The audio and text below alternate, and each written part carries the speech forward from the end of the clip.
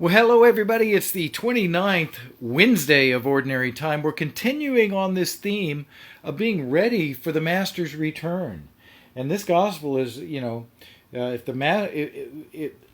master of the house had known the hour that the thief was coming, he would have not let the thief in the house and broken into. You got to be prepared, for at the hour you don't expect the Son of Man will come. So he's using a different analogy, same lesson.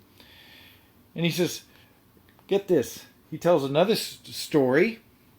He's basically, the master's supposed to come back, and the steward begins to abuse the other workers, and he begins to indulge himself, and all of a sudden the master shows up. And here's the kicker. He says, much will be required of the person entrusted with much, and still more will be demanded of the person entrusted with more. Well, we've been entrusted with quite a bit. Here just on the earthly level, if you're listening to this from the developed world, you've been given a lot of physical stuff. We enjoy a wealth and a luxury that was unknown in previous eras of humanity.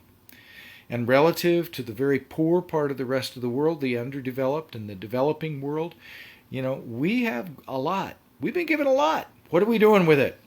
What are we doing with it? We have power as a people. What are we doing with it?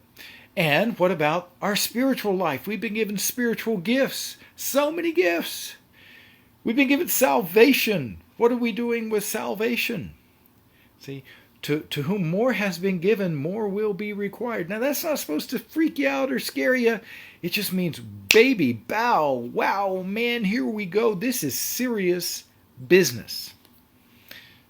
So when we take Jesus seriously, we take his gifts seriously, and we begin to distribute them. And then you discover that you can't outgive God. The more he gives you, the more you give away, and the more he then gives you.